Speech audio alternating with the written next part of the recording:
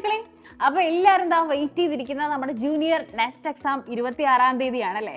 അപ്പോൾ നിങ്ങൾക്ക് അടുത്തുള്ള സെന്റേഴ്സിൽ പോയിട്ട് അത് അറ്റൻഡ് ചെയ്യാൻ പറ്റും. അപ്പോൾ ഓരോ ജില്ലക്കാർക്ക് നമുക്കറിയാം കേരളത്തിലെ 14 ജില്ലകളിലും നമുക്ക് സെന്റേഴ്സ് ഉണ്ട്.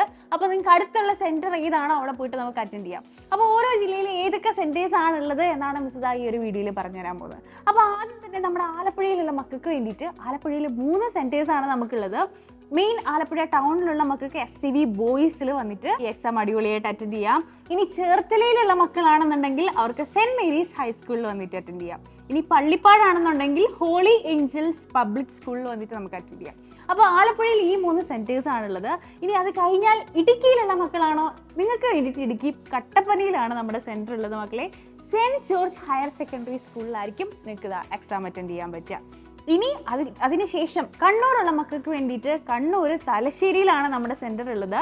സൈലം ട്യൂഷൻ സെന്റർ തലശ്ശേരിയിലുള്ള നമ്മുടെ സൈലത്തിന്റെ ട്യൂഷൻ സെന്ററിൽ വന്നിട്ട് നമുക്ക് ഈ ഒരു എക്സാം അടിപൊളിയായിട്ട് അറ്റൻഡ് ചെയ്യാം. ഇനി അതിനുശേഷം കാസർഗോഡുള്ള മക്കൾക്ക് വേണ്ടിയിട്ട് കാഞ്ഞങ്ങാടാണ്. കാഞ്ഞങ്ങാട് ഇക്ബാൽ ഹയർ സെക്കൻഡറി സ്കൂളിൽ വെച്ചിട്ടാണ് നിങ്ങളുടെ ഈ ഒരു സെന്റർ ഉള്ളത്.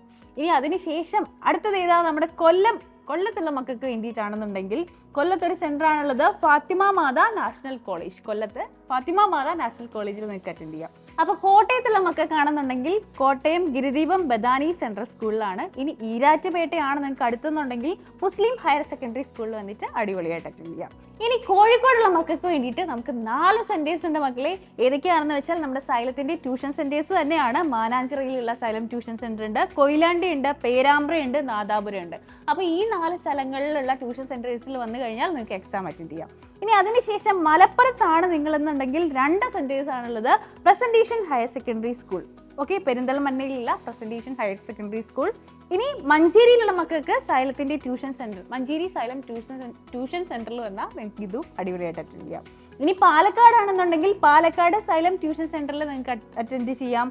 ഇനി പത്തനംതിട്ടയാണെന്നുണ്ടെങ്കിൽ തിരുവല്ല ടൗണിലാണ് നമ്മുടെ സെന്റർ ഉള്ളത്, SCS higher secondary school. Okay, Thiruvalla ടൗണിലുള്ള SCS ഹയർ സെക്കൻഡറി സ്കൂൾ ആയിരിക്കും. ഇനി തൃശ്ശൂരുള്ള മക്കൾക്ക് വേണ്ടിയിട്ട് നമുക്ക് 2 സെന്റേഴ്സ് ആണുള്ളത്. തൃശ്ശൂർ സേക്രഡ് ഹാർട്സ് ഉണ്ട്, അതുപോലെ മാള സ്ഥലത്തുള്ള വിജയഗിരി പബ്ലിക് സ്കൂൾ ഉണ്ട്. ഈ 2 സെന്റേഴ്സ് ആണ് നമുക്ക് തൃശ്ശൂരുള്ളത്.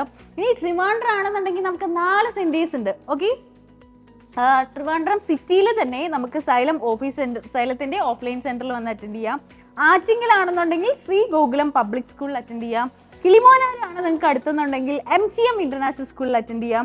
നെടുമങ്ങാടാണെന്നുണ്ടെങ്കിൽ ദർശന HSSൽ വന്നിട്ട് നിങ്ങൾക്ക് ഈ ഒരു എക്സാം അറ്റൻഡ് ചെയ്യാം. ഇനി വയനാടുള്ള മക്കൾക്ക് വേണ്ടിയിട്ട് വയനാട് കൽപ്പറ്റയിലാണ്, Kalpetta saint Joseph convent school ആയിരിക്കും.